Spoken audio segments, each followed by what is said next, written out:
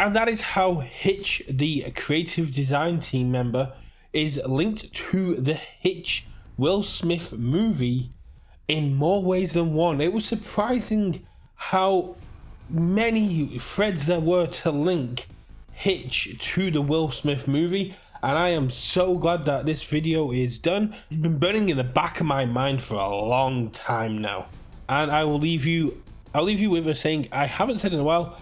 This game may have its issues. It'll never be a truly bad game while you're still playing. I'll catch you all in the next one, and enjoy yourself at game night. Right. Back to Attack on Titan.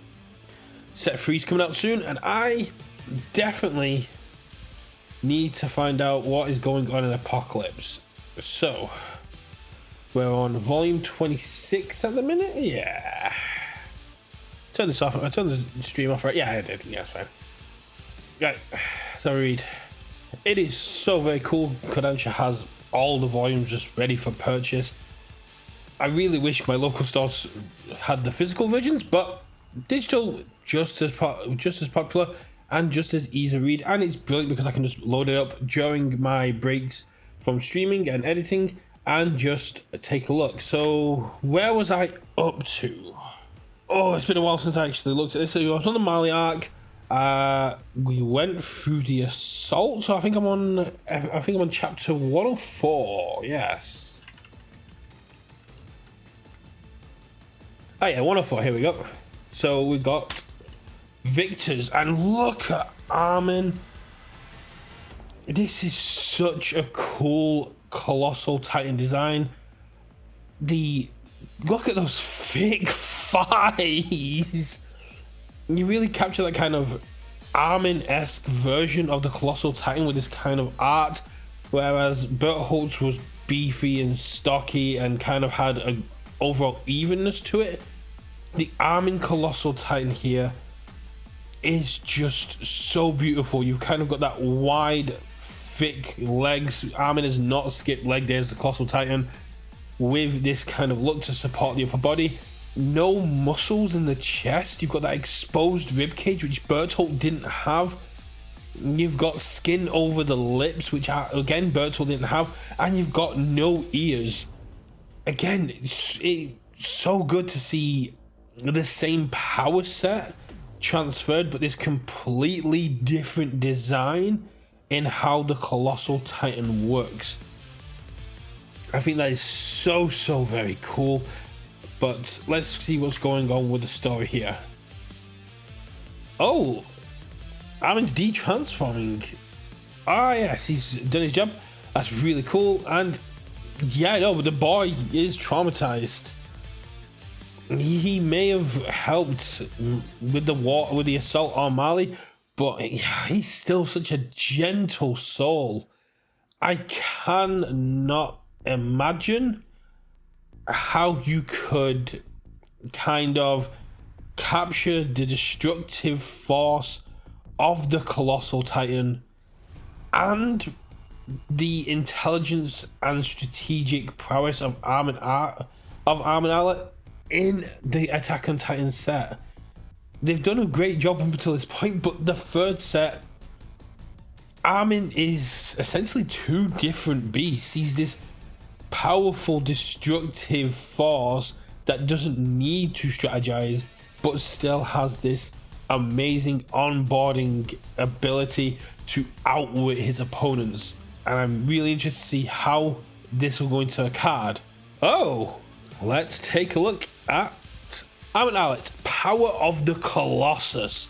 Survey Corps Titan is a 6 hand size 31 health character who is on the fire and order symbols, bringing in that colossal fire that we saw as the theming out Bertholdt's run.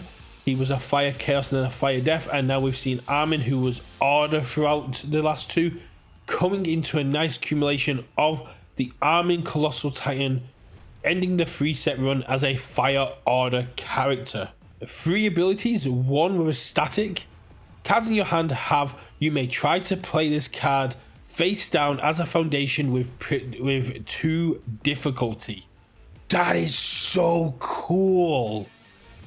Oh, my hand only has 3 attacks in it. You can build such a more aggressive deck because I've got a handful of attacks. Nope, they're all face down foundations.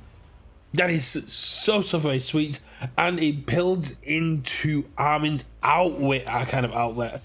Those abilities that trigger when face down, those abilities that allow you to flip them face up and commit them to get these strategic abilities off that have predicted what your opponent's going to do, where you get to outwit them. One of the biggest issues is building those cards face down consistently, and now we just get to have any card in our hand become a face down foundation with a 2 difficulty.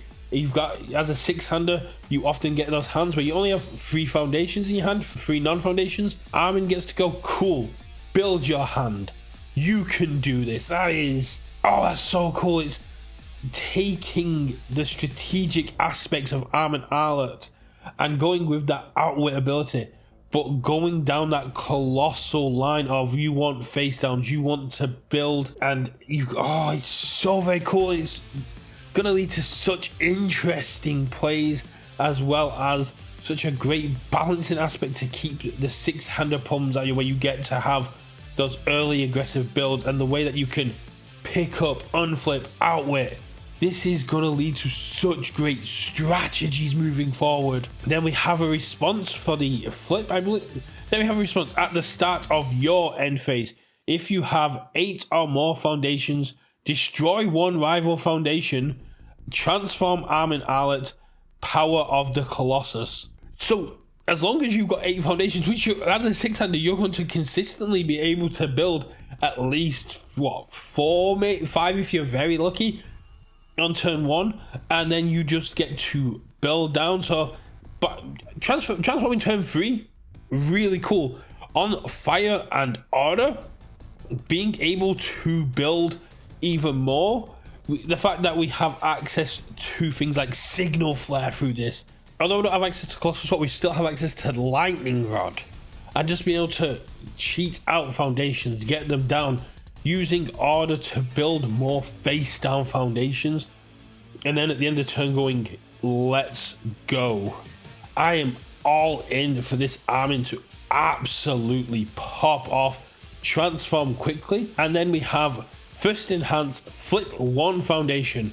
Your non-throw attack gets 2 damage. If it deals damage, unflip 1 foundation. So we have that outwit utility on face. So we're going to be able to just go, cool, I'm going to flip this foundation back down. You know what it is, I know what it is. I'm going to get to outwit you.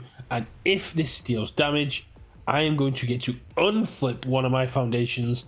And because of that top static, because all of my cards can be played as though they were 2 different foundations, you don't know what I have. I could have assets down here. I could have any backups. I could have anything down here that could mess you up. And that is so cool. Put a VME down, an Eden box. Get down any of these control pieces that you need to survive and win, and also be able to protect them. That is powerful. Being able to utilize these flip effects to unflip your foundations and go, cool, I now have a great strategy of outwit cards I need face down and flip effects I get to pull back up. The mind boggles at what you can do here. This is such a solid front face. The Colossus Titan has smashed it out of the park. All 3 sets. And I really hope when we see the Colossal Titan part of the card, it has this kind of Armin-esque aspect to it. I know we're adapting straight from the manga as we have with the others, but look at this art. Look at the pure Armin-esque look on the face. Look at the steam. Look at the way the body looks. Look at the ribs and the lips.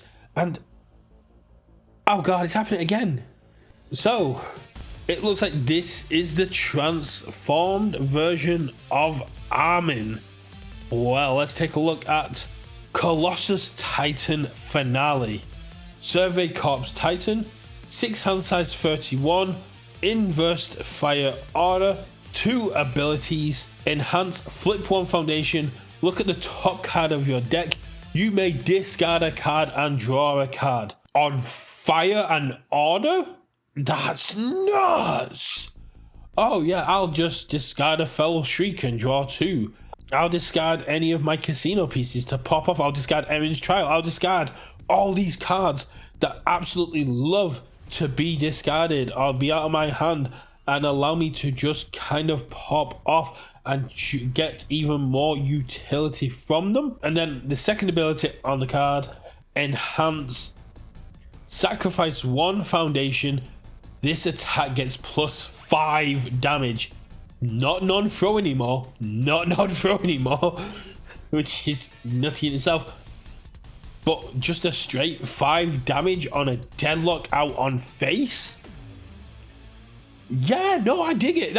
That's so cool. Why has the Colossal Titan been so good the last 3 sets? That is absolutely amazing. And not only are we seeing great utility from the Colossal Titan with on both sides utilizing the outwit, because he can still utilize the outwit on the first enhance. You're flipping foundation, you're getting your outwits back, but then you're also utilizing draw, digging, going further into deck, just like the Colossal Titan wants to do. Wants to have that bigger hand, wants to utilize that looting, and he is bringing more outwit utility with him. We've got 2 more cards from the set to reveal. We've got Holding Out Hope, a 1 diff, 5 control, 3 high block foundation with response outwit, so you would unflip and commit as part of cost. After 1 or more of your cards is committed due to a rival effect, ready 1 other foundation, and your rival commits 1 foundation and deadlock enhance. Your attack gets plus 1 speed. That is oh so very cool. And utilizing outwit is what the Colossus Titan wants to do. And having attacks like Pit Trap is a great example of what the outwit utilities are going to be. 4 diff, 3 control, 1 low block, 0 low for 7 with blitz. If you have played an outwit ability this turn, this attack gets plus 4 speed. So not only are you punishing your opponent for triggering off your outwit abilities, but now your attack is getting speed for it. A 4 low for 7 is a very good attack, and all you need to do in true strategic fashion is manipulate your opponent into putting themselves into the position where they have played themselves. I am so very excited to get these cards in hand, and luckily pre-orders are now live. You can go to your local game stores, order these sets, get your pre-orders in, and make sure that the product is with you on release. If you're looking to take part in the pre-releases, head over to UGN. If you sign up by April 25th, you will get 180 loyalty points for taking part in the pre-release instead of the usual 60. If you sign up between April 25th and May 8th, you'll get 120 loyalty points as opposed to the regular 60. So you've still got some time to sign up. Get involved in these pre-releases. This is the final set of Attack on Titan. Let's send it off with some love and make this a good event. The full set releases May 16th. The pre-release is taking place May 9th all the way up to the 15th.